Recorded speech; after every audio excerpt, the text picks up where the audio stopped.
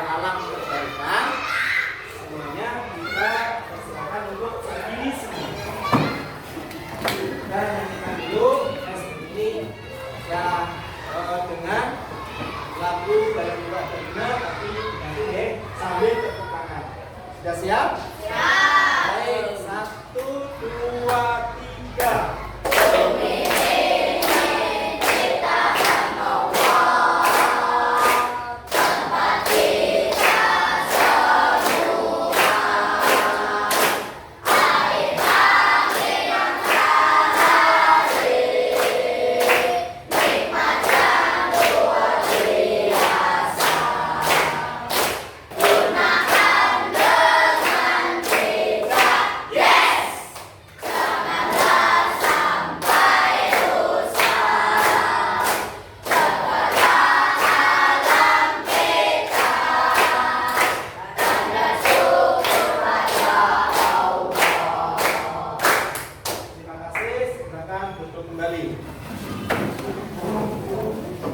Baik, sekarang kita akan menjelaskan tentang sumber daya alam terbarukan.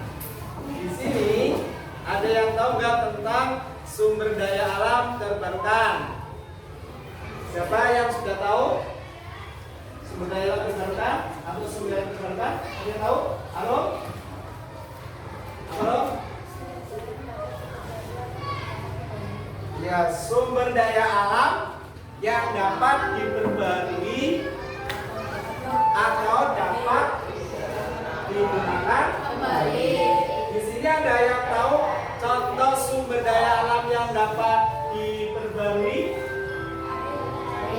Panco, angkat tangan. Ya, silakan. Air. Ya, air adalah salah satu sumber daya alam yang dapat diperbarui. Selain air ada lagi? Mas, angkat tangan. Tidak apa? Matahari. Mas Arya menyampaikan bahwa sumber daya alam yang dapat diperbarui itu adalah yang kedua, matahari.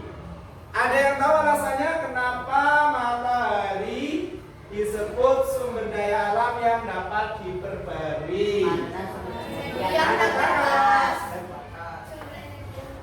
Ya, karena matahari adalah sumber daya alam yang tak terbatas.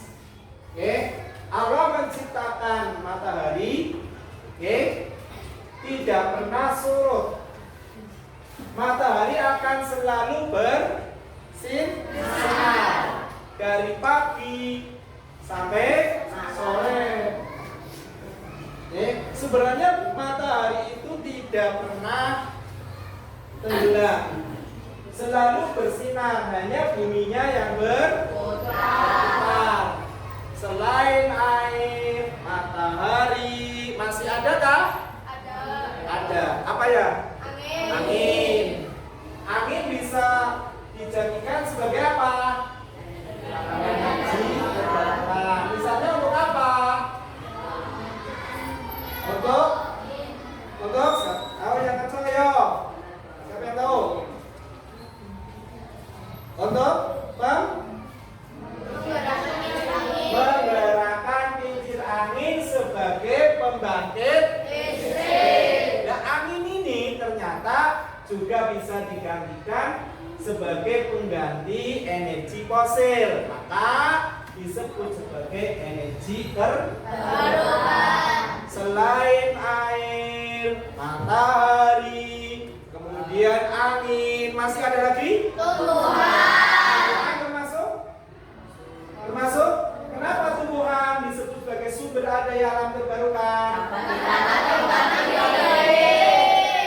Namun ya, di bukit-bukit yang sudah gundul, maka kita bisa tanami kembali agar bisa menghasilkan sesuatu yang bermanfaat bagi kehidupan manusia.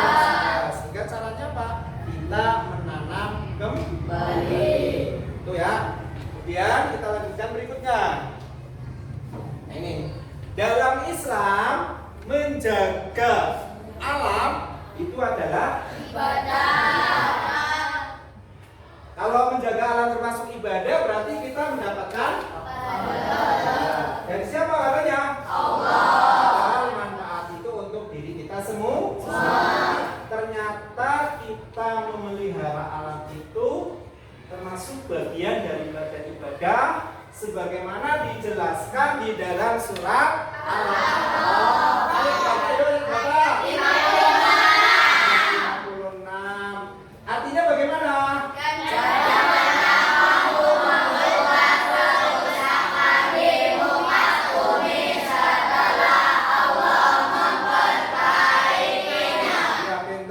Dan janganlah kamu membuat kerusakan di bumi setelah Allah memperbaikinya. Aja dirusak, sampun dirusak. Seharusnya kita harus menjaga. Dalam menjaga itu mempunyai nilai ibadah.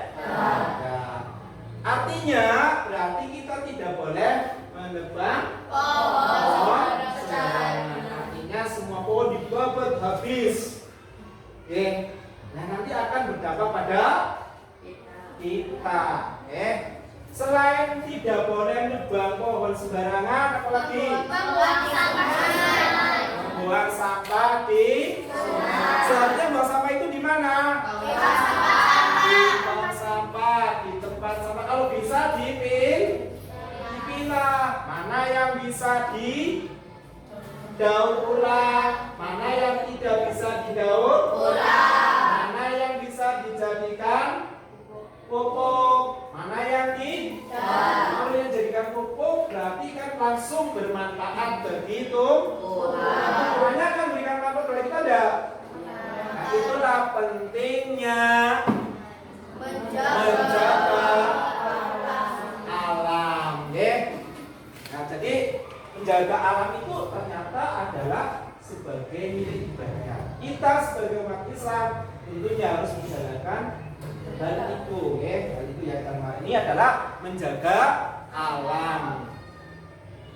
Nah, setelah kita menjaga alam, tahu ya tadi sumber daya alam yang dapat diperbarui. Selanjutnya adalah bagaimana sih contoh penggunaan yang bijak, ya. Contoh yang arif, yang bijaksana terhadap penggunaan sumber daya alam ini agar tidak rusak, tetap utuh, lestari, ya, memberikan manfaat pada semua makhluk hidup. Nah, contoh bijak di sini siapa yang tahu? Contoh bijak dalam penggunaan sumber daya alam, misalnya gantian, Mas, menanam pohon. Menanam pohon itu akan menambah penghijauan. Selain itu oksigen akan bertambah jumlahnya. Nah ini ya menanam pohon. Nah seperti yang tugas kemarin suruh menanam pohon. Disinilah manfaat daripada menanam pohon. Kalau oksigennya banyak, udaranya gimana Mas Robi? Segar. Kalau udaranya segar, napas kita pakai bagaimana? Akan lega, sehat, tidak sesat. Selain menanam pohon, ada lagi yang harus kita lakukan. Air, ya, sumber daya yang berharga untuk masa depan. Air, setetes air. Setetes air adalah nyawa. Setetes air adalah kehidupan. Kita lagi ngorong, lagi ngelak, tapi ada air. Kira-kira bagaimana? Akan? Nah, segar, rasanya plong. Lagi ngelak ke banyu pas ada air. Nah inilah makanya air sebagai sumber kehidupan. Orang punya tanah nggak ada airnya, ya tanahnya tidak akan tidak